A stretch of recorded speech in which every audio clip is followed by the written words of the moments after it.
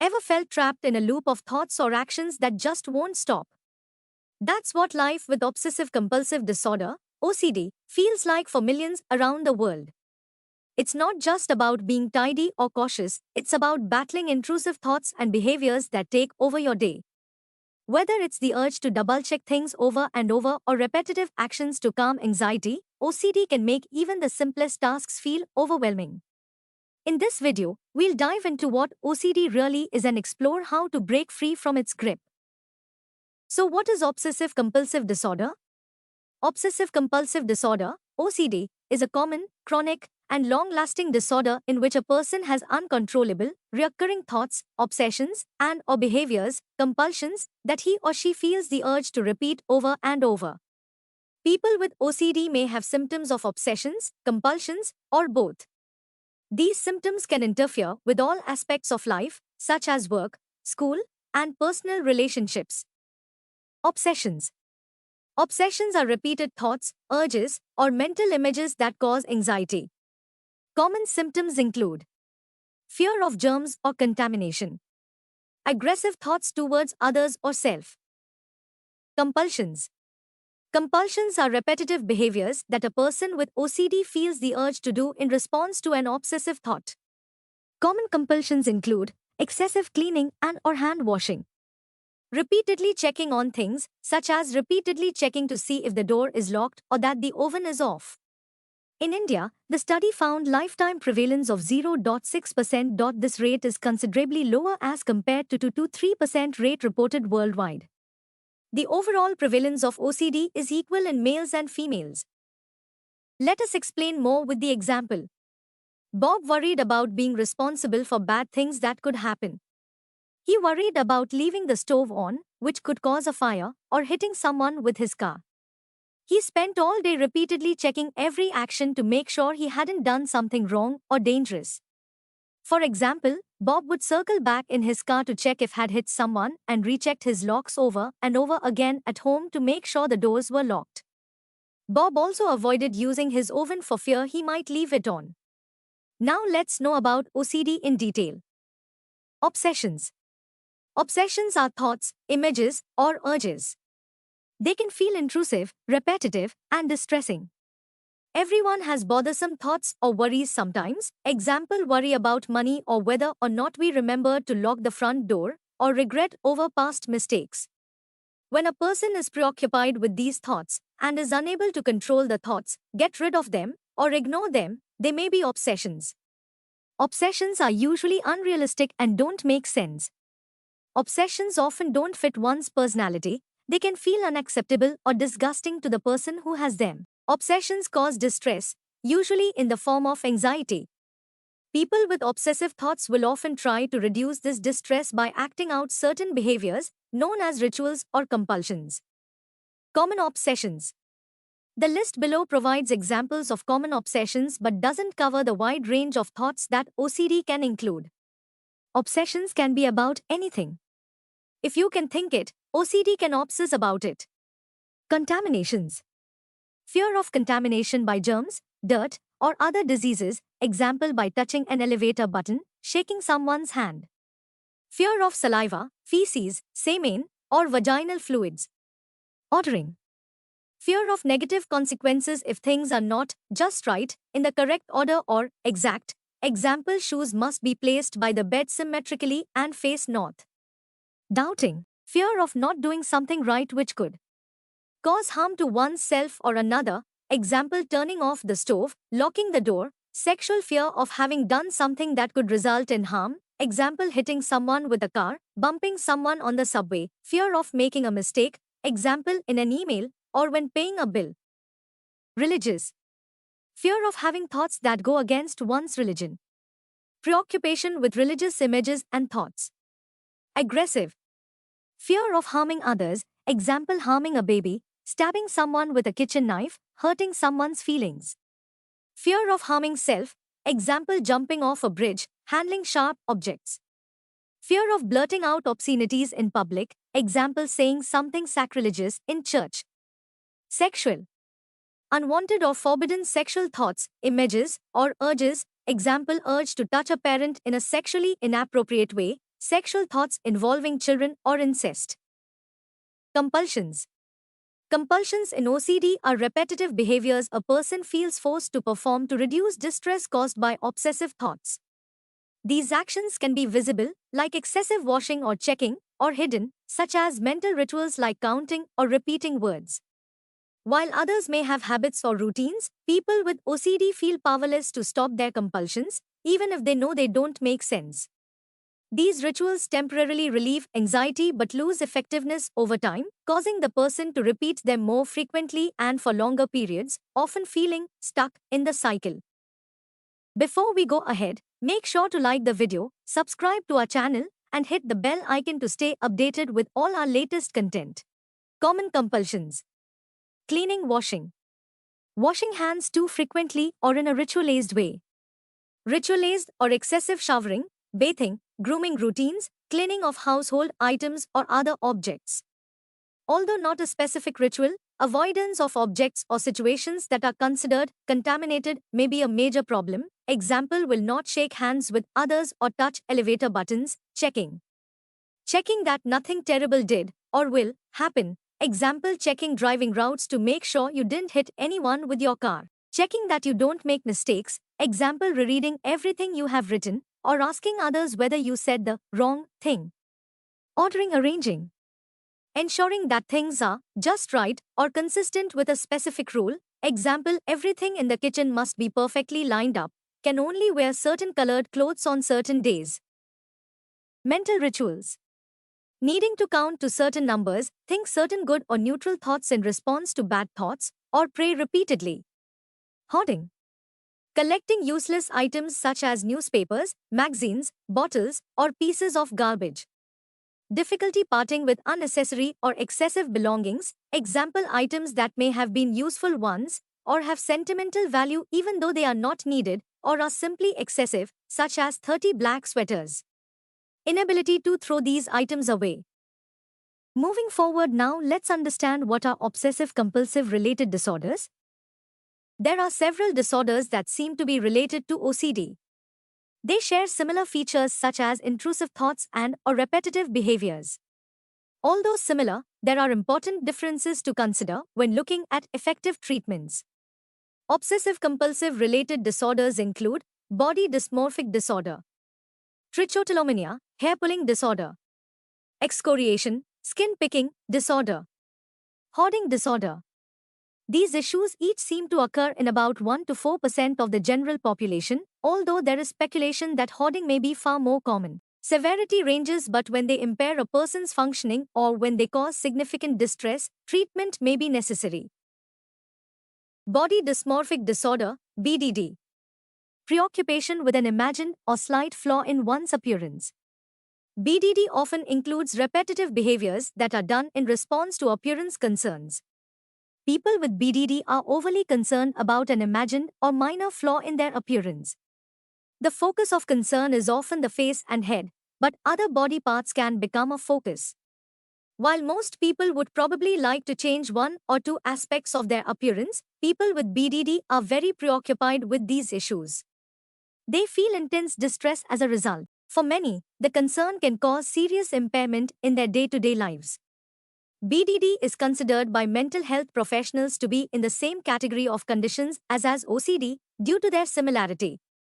For example, BDD involves intrusive and recurrent thoughts about one's appearance as well as compulsive behaviors to ease the distress of these thoughts.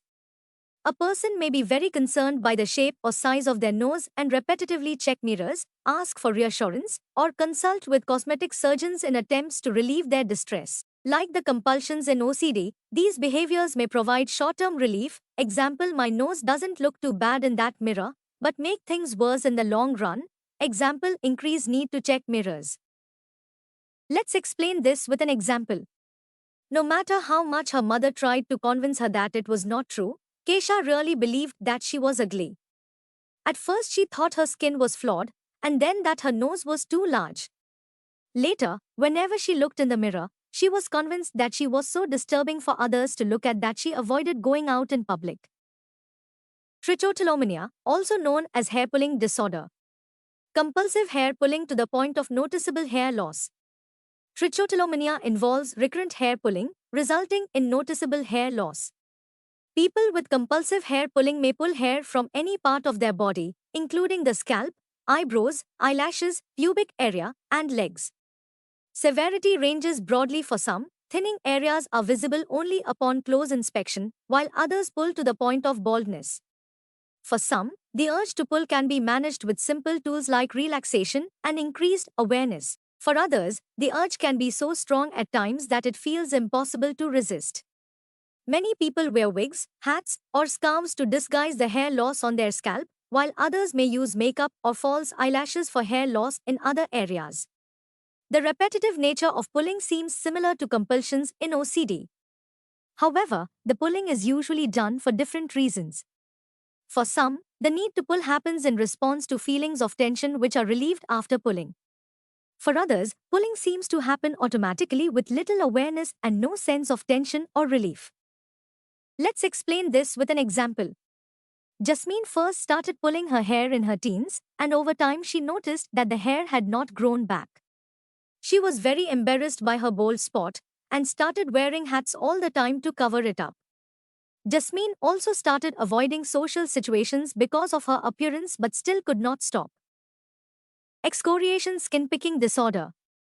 Compulsive skin picking resulting in noticeable damage to the skin. Similar to hair pulling, skin picking is thought to be compulsive when it becomes recurrent and results in noticeable scarring and/or damage to the skin. People with compulsive skin picking will make repeated efforts to stop or reduce their picking and are significantly distressed by their behavior. Skin picking can occur on any part of the body, including the face, scalp, lips, and legs. While it is often done in response to a perceived imperfection, this is not always the case. Regardless, compulsive picking results in pain and damage to the skin. Hair pulling and skin picking disorders fall under an umbrella of similar behaviors called body-focused repetitive behaviors, BFRBs. Other BFRBs include compulsive nose picking, cheek biting, and nail biting. Let's explain this with an example. Rohan began picking at a spot on his arm where he felt there might be a small bump. Over time he found himself picking at any irregularity or bump on his skin, resulting in scarring and discoloration. This impact on his appearance made it hard for Rohan to wear short sleeves or feel comfortable in social settings in warmer weather. Hoarding disorder. Persistent difficulty getting rid of possessions because of a perceived need to save them. People with hoarding disorder have trouble with stuff. They acquire too much stuff and/or have trouble getting rid of it. The types of things that people hoard can vary but are often perceived as potentially useful in the future, valuable, or as having sentimental value. Most people save some items that they consider useful or sentimental, but when a space becomes cluttered enough to compromise intended use, example, unable to sit on couch in living room due to clutter, or the person is unable to maintain a safe environment for themselves and others, a diagnosis and treatment may be warranted. Potential risks of hoarding include fires, falls, blocked entrances and exits, infestation with rodents and insects, lung disease, and inability to maintain good hygiene. Hoarding shares some similar features with OCD. Some people describe obsessional thinking about their belongings and a compulsive need to acquire items. Also, the distress felt when having to resist acquiring or when discarding items is considered similar to the anxiety in OCD. However, the thoughts are not typically described as intrusive or distressing, and the behavior is not ritualistic and is often considered pleasurable. Let's explain this with an example. Raul found it hard to throw things away, especially papers. He worried that he might throw away something that he would need at a later time. He had collected so much paper that there was no room for anyone else in his apartment. He knew that it was a fire hazard and could no longer use his bedroom, but still could not bring himself to throw things away. Now, what are the types of obsessive-compulsive disorders? Contamination. The most common pattern is an obsession of contamination, followed by washing or accompanied by compulsive avoidance of the presumably contaminated object. The feared object is often hard to avoid, example, feces, urine, dust, or germs. Patients may literally rub the skin off their hands by excessive hand washing or may be unable to leave their homes because of fear of germs. Although anxiety is the most common emotional response to the feared object, obsessive shame and disgust are also common. Patients with contamination obsessions usually believe that the contamination is spread from object to object or person to person by the slightest contact. Pathological doubt. The second most common pattern is an obsession of doubt, followed by a compulsion of checking. The obsession often implies some danger of violence, example forgetting to turn off the stove or not locking a door. The checking may involve multiple trips back into the house to check the stove, for example. These patients have an obsessional self-doubt and always feel guilty about having forgotten or committed something. Intrusive thoughts. In the third most common pattern, there are intrusive obsessional thoughts without a compulsion. Such obsessions are usually repetitious thoughts of a sexual or aggressive act that is reprehensible to the patient.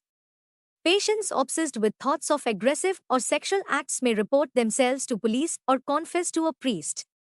Suicidal ideation may also be obsessive, but a careful suicidal assessment of actual risk must always be done. Symmetry. The fourth most common pattern is the need for symmetry or precision, which can lead to a compulsion of slowness. Patients can literally take hours to eat a meal or shave their faces. Other symptom patterns. Religious obsessions and compulsive hoarding are common in patients with OCD. Compulsive hair pulling and nail biting are behavioral patterns related to OCD. Masturbation may also be compulsive. What are the causes of obsessive-compulsive disorders? Biological factors. Neurotransmitters. Many clinical drug trials that have been conducted support the hypothesis that dysregulation of serotonin is involved in the symptom formation of obsessions and compulsions in the disorder. Data show that serotonergic drugs are more effective in treating OCD than drugs that affect other neurotransmitter systems, but whether serotonin is involved in the cause of OCD is not clear. Brain imaging studies. Neuroimaging in patients with OCD has produced converging data implicating altered function in the neurocircuitry between orbitofrontal cortex, caudate, and thalamus. Various functional brain imaging studies, for example, positron emission tomography, PET, have shown increased activity, example metabolism and blood flow, in the frontal lobes, the basal ganglia, especially the caudate, and the cingulum of patients with OCD. Both computed tomographic, CT, and magnetic resonance imaging, MRI, studies have found bilaterally smaller caudates in patients with OCD. Genetics.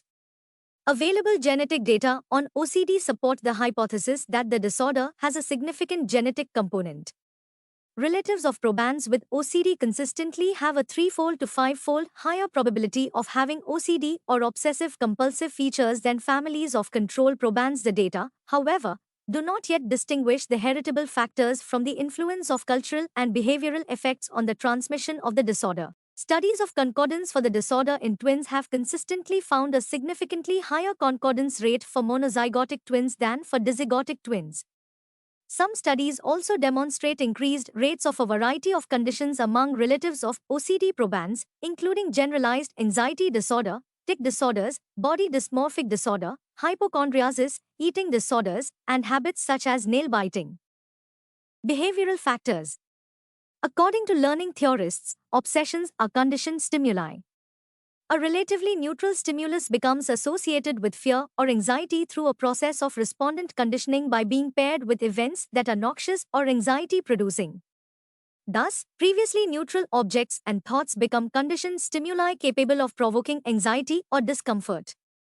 Compulsions are established in a different way. When a person discovers that a certain action reduces anxiety attached to an obsessional thought, he or she develops active avoidance strategies in the form of compulsions or ritualistic behaviors to control the anxiety. Gradually, because of their efficacy in reducing a painful secondary drive, anxiety, the avoidance strategies become fixed as learned patterns of compulsive behaviors. Psychodynamic factors. Psychodynamic insight may be of great help in understanding problems with treatment compliance, interpersonal difficulties, and personality problems. Many patients with OCD may refuse to cooperate with effective treatments such as selective serotonin reuptake inhibitors, SSRIs, and behavior therapy. Even though the symptoms of OCD may be biologically driven, psychodynamic meanings may be attached to them. Patients may become invested in maintaining the symptomatology because of secondary gains. For example, a male patient, whose mother stays home to take care of him, may unconsciously wish to hang on to his OCD symptoms because they keep the attention of his mother. Interpersonal difficulties increase the patient's anxiety and, thus, increase the patient's symptoms as well. Research suggests that OCD may be precipitated by a number of environmental stressors, especially those involving pregnancy, childbirth, or parental care of children. An understanding of the stressors may assist the clinician in an overall treatment plan that reduces the stressful events themselves or their meaning to the patient. How do we know it's OCD? Assessment and diagnosis. Everyone will have upsetting thoughts and many people have certain ways of doing things. For most, these thoughts and behaviors are not a problem. What makes someone with OCD different? Assessment and diagnosis of OCD involves making the distinction between normal thoughts and behaviors and a diagnosable condition. The big distinctions are the amount of time occupied by obsessions and compulsions, the degree of distress, and/or the level of impairment, e.g., difficulty attending work or school, or inability to socialize. The American Psychiatric Association, APA, defines OCD in the following way: the presence of obsessions and/or compulsions which occupy more than 1 hour per day, cause marked distress or significantly interfere with functioning. Obsessions: persistent, unwanted thoughts, images, or impulses, intrusive, uncontrollable, excessive, provoke anxiety. Compulsions: repetitive behaviors or mental acts performed in response to an obsession or in ritualistic fashion intended to reduce discomfort or prevent feared event. Mental health professionals use specific interview strategies and questionnaires to determine whether or not a person has OCD. Clinicians are careful to ensure that a person's symptoms are not better accounted for by a different problem. Clinicians are careful to rule out other possibilities. For example, many anxiety disorders have similarities: fear of specific situations or things, avoidance, severe anxiety. Sometimes individuals dealing with depression will become intensely preoccupied with thoughts regarding their past failures. Accurate assessment is important because it helps guide treatment. Different challenges require different solutions. It is also important to note that OCD can also occur at the same time as other disorders. Sometimes a clinician may determine that one problem is primary, which may mean it needs to be treated first before other disorders can be addressed. As mentioned, OCD is similar to other disorders in some ways. Below is a list of disorders that are commonly confused with or can occur at the same time as OCD. It may be useful to talk to your healthcare provider about the differences in more detail to make sure you find the right help. Common anxiety disorders. Times panic disorder, fear of recurrent, unexpected panic attacks. Times agoraphobia, fear of specific situations such as buses or trains, crowded places, or of leaving home alone. Times generalized anxiety disorder, excessive worry about real-life concerns, e.g. health or money. Times social phobia, fear of scrutiny, humiliation or embarrassment in social situations. Times specific phobia, fear of a particular object or situation, such as heights or snakes. Times post-traumatic stress disorder, the re-experience of fear following a traumatic event. Times anxiety disorder due to a general medical condition. Anxiety symptoms are directly related to a medical condition, can be ruled out by physician's exam. Times substance-induced anxiety disorder, anxiety directly related to the effects of a substance, such as cocaine. Differentiating OCD from other disorders. Obsessive-Compulsive Personality Disorder, OCPD. Obsessive-compulsive personality disorder and OCD are two different conditions with similar names. A diagnosis of OCPD describes personality traits such as extreme perfectionism, indecision, or rigidity with details or rules. People with OCPD are often highly devoted to work and can become workaholics.